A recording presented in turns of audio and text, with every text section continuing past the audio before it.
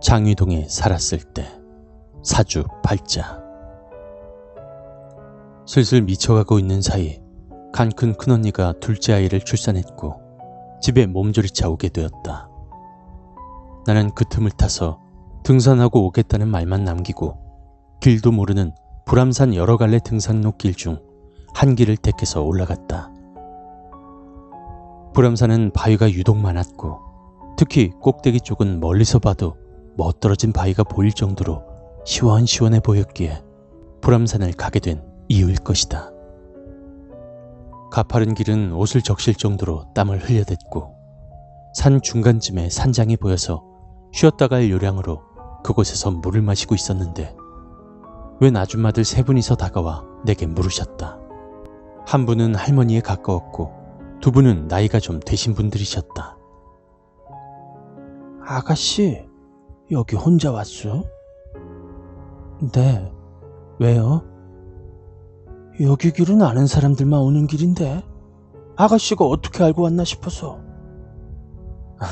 산을 좋아해서 그냥 오다 보니까 여기까지 왔네요.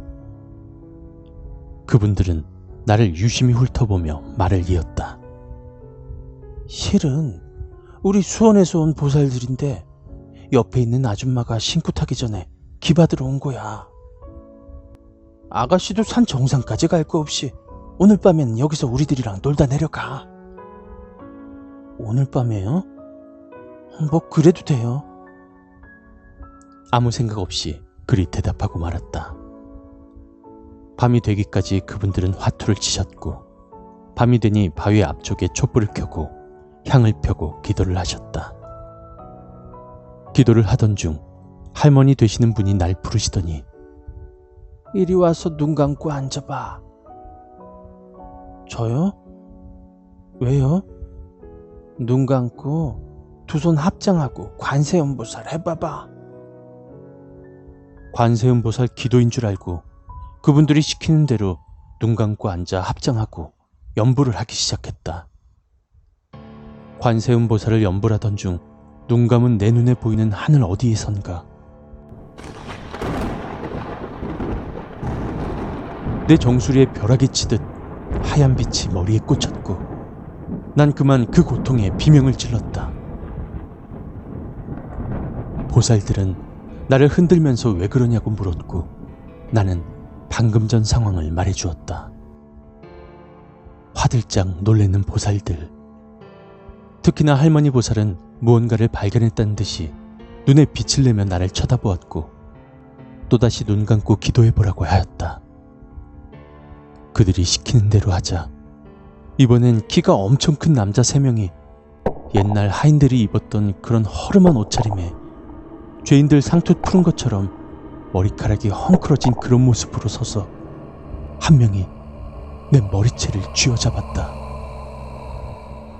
또다시 비명을 지르니 보살들이 나를 흔들어 물었다. 이번엔 왜? 웬 남자 3명이 머리 풀고 서서 제 머리채를 잡았어요. 그 말을 들은 보살들은 오색이라는 천을 들고 와서 내 몸에 대고 마구 찢어대었다. 이젠 괜찮을 테니 다시 눈을 감아봐. 눈을 감으니 그 남자들은 온데간데 없이 사라지고 산에서 발도 없이 사람인지 귀신인지 몇몇이 슬금슬금 내려와 촛불 뒤쪽에 앉으며 환하게 웃어댔다. 팔은 움직이지 않았는데 그들은 내게 술잔을 보이며 술을 주라는 식으로 표현을 했고 나는 눈을 떠보았다. 정말 그들이 있는지. 눈을 감아도 눈을 떠도 분명 그들은 내 앞에 여러 명이 앉아 있었고 고개를 돌려 오른쪽을 보니 큰 바위 밑에서 7명의 여자들이 하얀 소복 같은 한복을 입고 손엔 하얀 천을 들고 둥글게 돌면서 춤을 추고 있는 것이 아닌가. 그러던 중 왼쪽 어디쯤 어두운 곳에선 산에 울려 퍼지듯 호랑이 울음소리가 들렸다. 나는 그 보살들에게 손짓을 하며 저기 호랑이가 오네요. 뭐? 호랑이가 보이나? 네, 보세요. 호랑이가 어흥대면서 이쪽으로 오고 있어요. 보살들은 자기네들끼리 서로 쳐다보며 말을 잇지 못하였다. 마저 기도해보자고 할머니가 말을 하셨지만 신을 받는다고 했던 그 아줌마는 기도를 하지 않고 한숨만 쉬고 있었다. 아이, 뭐하나 기도하지 않고. 엄마, 합장하고 기도하려고 하면 눈에 화투장이 자꾸 날아다녀요. 아유, 그러는데 뭔 기도를 해요. 할머니께선 버럭 화를 내셨다. 그게 뭔 소리야. 어제까지 잘했고 오늘만 기를 받고 나면 내일 내려가서 굿 준비해야 되는데. 어제까진 잘 됐는데 아유, 오늘 저 아가씨가 여기 앉아 있으면서 아유, 기도는 안 되고 화투장들 막 광들이 날아다니는데 나보고 어쩌라고요. 그날 밤 그분들은 그 아줌마한테 이것저것 시켜가며 기도를 시켰지만 결국 포기를 했고 산장에서 밤을 새우고 다음날 산을 내려가며 내게 다짐 같은 것을 받았다. 집에 가서 부모님과 잘 상의해서 이 전화번호로 전화하고 수원에 한번 내려와. 근데 조심히들 가세요. 인사를 나누고 나 역시도 집으로 향했다. 집에 도착하니 큰언니가 나를 잡고 다짜고짜 물어댔다. 너 어제 어디 갔었어? 왜? 너 등산 간다고 하고 나간 뒤에 저녁에 잠을 자고 있는데 마루 끝에서 호랑이가 배가 잔뜩 불러서는 막 마루로 올라오려고 하길래 내가 물옷으로 마구 뿌려서 내쫓았거든. 저리 꺼지라고. 여기가 어딘데 배가 불러서 여길 들어오려고 하냐고. 얼른 안 나가냐고. 막 이래갖고 내가 쫓아버렸어. 실은 어제 불암산에 올라갔는데.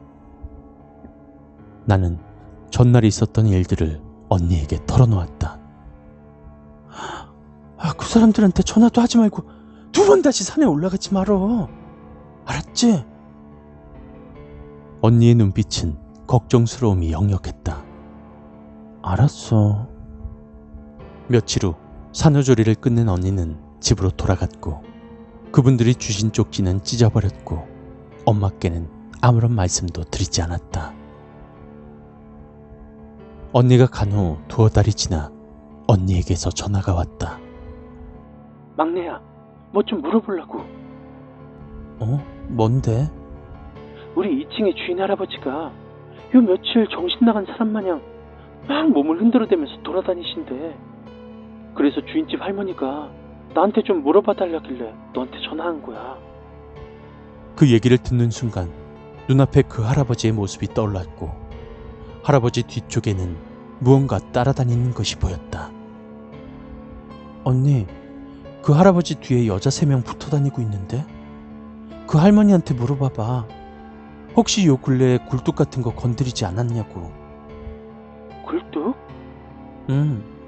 굴뚝이 위치 좀 빨간 그런 굴뚝인데 그것을 건드려서 말썽이 난 것 같아. 그 말을 들은 언니는 주인집에 다녀와 내게 다시 전화를 했다. 가서 물어보니까 굴뚝 고친다고 손댔다고 하더라고. 나는 간단한 방법을 가르쳐 주었다. 언니는 또다시 무언가를 물어왔다.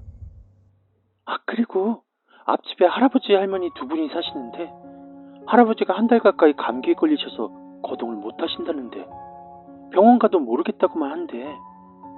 네가 보기엔 어때?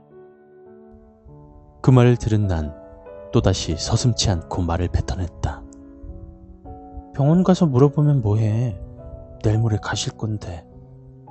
가셔? 돌아가신다고? 돌아가셔. 아무 생각 없이 뱉어버린 이 말 때문에 또다시 무슨 일이 벌어지는 건 아니겠지 하는 생각에 제발 아니길 바랄 뿐이었다. 허나 며칠이 지나 언니에게서 그 할아버지가 3일 후 주무시다가 돌아가셨다는 이야기를 들을 수 있었다. 내 머리는 그런 생각으로 종일 먹먹했다.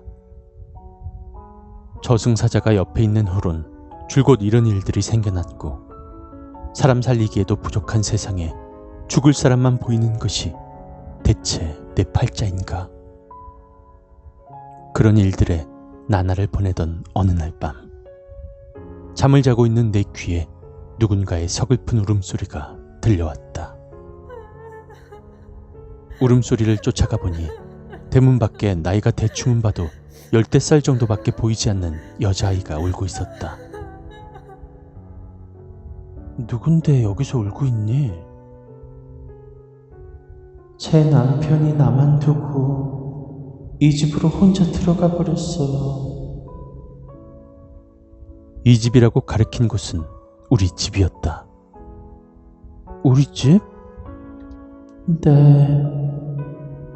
왜 혼자 들어가? 같이 들어가지. 내가 창피하다고 늘 같이 안 다니고 혼자 돌아다녔어. 그래서 울고 있었어요. 그 아이의 얼굴을 보니 얼굴은 하얗고 이쁘장했으며 이마엔 별 모양이 찍혀 있었다. 눈을 떠보니 꿈이었다. 참으로 희한한 꿈이다 싶어서 아침에 눈 뜨자마자 어머니께 전날 밤 꿈 이야기를 하며 그 여자를 아시냐고 물어보았다. 아이고, 참 희한하다. 뭐가요? 늙고 돌아가신 할아버지한테는 남동생 2분이 계셨거든. 가운데 할아버지가 22살쯤이었나. 목이 말라서 고인물을 드신 이후에 이유 없이 시름시름 앓다가 돌아가셨대. 그래서 노할머니가 그 할아버지를 영혼 결혼식 시켜줬다고 했는데 그 상대가 13살쯤 된 나이였는데 얼굴이 하도 예뻐서 반달이라고 불렀다고 했대. 그런데 영혼식을 해줬으면 같이 있을 줄 알았는데 네 꿈에까지 와서 보여준 거 보면 너무 어려서 할아버지가 싫은 모양이었나 보다. 아휴, 짜내라. 내게 그런 일들이 생기면서 조상들이 집으로 죄다 모이는 걸까? 갈수록 태산이라더니 이젠 별별 일들이 꿈에 보이고 눈으로 보이고. 하지만 매일매일 이런 일들이 생기는 건 아니었다. 지나가는 사람들 얼굴에 무언가 합성사진처럼 겹쳐 보인다던가 하는 그런 일들은 없었고, 아는 지인들로부터 물어오는 그런 일들에 한해서 생각이 드는 일들만 말해주었다. 내게 그런저런 일들의 변화로 시간이 갈 때쯤 할머니가 슬슬 편찮아지셨고 급기야 갈비뼈 쪽 아래에 손톱만큼의 혹 같은 게 잡히게 되었다. 아유, 막내야, 이리 와서 이것 좀 만져봐봐. 이게 뭔지를 모르겠다. 이게 생긴 이후로는 조금만 걸어 다녀도 힘들고, 아유, 막 기운도 없고. 할머니가 가리킨 곳을 만져보니 무언가 잡혔고 그 사실을 부모님과 고모들께 전화를 걸어 알리게 되었다. 다음날 고모들은 집에로 오셨고 할머니를 모시고 병원 가서 검사를 하였다. 전화 벨소리에 엄마가 받으셨고 전화기 너머로 고모 목소리가 들렸다. 언니, 엄마는 당분간 우리 집에서 모실 테니까 그리 아시라고 전화드렸어요. 검사 결과는 언제 나온대요? 며칠 있다가 병원에서 연락 준다고 했어요. 며칠 후 고모께선 다시 연락을 해왔고 엄마의 얼굴엔 근심이 드리워졌다. 얼마나 사신대요? 길어야 6개월이래요. 엄마의 눈엔 눈물이 고였다. 엄마, 고모가 뭘 하세요? 할머니가 폐암 말기란다. 이를 어쩌면 좋으냐? 그럼 그 혹이 종양덩어리였던가? 한숨이 나왔다. 할머니께서는 할아버지가 돌아가신 후에 10년간 드시지도 못하는 술을 경로당 친구분들과 엄청 드셨고 담배도 많이 피우셨다. 평생을 같이 사셨던 할아버지와 사별을 하시고 나니 할머니께서 많이 외로우셨던 모양이다. 그러던 어느 날 밤 나는 꿈속에서 누군가와 산에 올라가서 놀고 있었는데 산 아래쪽을 보니 우리 집이라고 하는 곳에서 갑자기 빨간 불이 집 밖으로 튀어나오는 것이 아닌가. 나는 허겁지겁 집으로 향했고 집 밖에는 갑자기 나타난 등치가 산만한 두 저승사자가 파란 장계 같은 것을 펼치더니 알아듣지 못할 말들을 읊어대었다. 그 사이 엄만 잽싸게 밖으로 나와 내 머리를 땅 쪽으로 숙이게 하였다. 영문도 모르고 엄마가 하신 대로 난 그저 땅만 보다가 꿈에서 깨어났다. 그 꿈을 꾼 석 달 뒤 할머니께서는 애미야, 내일 손님들 오실 테니 음식장만 하거라 라는 말씀을 하셨고, 그 말씀이 이상해서 다음날 엄마는 아버지 형제분들을 급히 불러들이셨고 자식들이 모두 모인 상태에서 할머니께선 운명을 달리하셨다. 전날 밤 내 꿈엔 할머니가 몸이 다 나으셨다고 하시며 자리를 털고 일어나셨고, 큰언니의 꿈속엔 할머니가 일어나시더니 깃털 달린 빨간 신발을 신으셨다고 했다. 할아버지가 돌아가실 땐 머리맡에 엄마와 동생이 왔다고 계속 언급하셨던 걸 들었는데 할머니께선 꿈으로 당신 가실 것을 알리고 가셨던 것 같다. 그렇게 할머니 장례식을 치르고 장위동 시장 골목을 끝으로 우린 경기도로 이사를 가게 되었다. 이사를 온 뒤부터 그 집은 기쁜 일보단 늘상 우울했고 아버지의 사업도 망하시고 무엇보다 내겐 신이란 존재로 인해 무수히 많은 일들을 겪게 되었고, 집터에 문제가 있는 것인지 아니면 엄마의 그런 기운 때문에 내게 그런 일들이 일어났는지 모르겠지만 어느 쪽이든 일들은 벌어졌고 그것을 막기 위해 구실한 것도 해봤지만 그건 일시방편인 셈이었다. 사람은 타고난 사주팔자대로만 사는 것인지 아니면 살면서 고쳐지는 것인진 잘 모르겠다. 하지만 무엇보다 자기 자신의 마음먹기에 달렸다는 그 말엔 동감을 한다.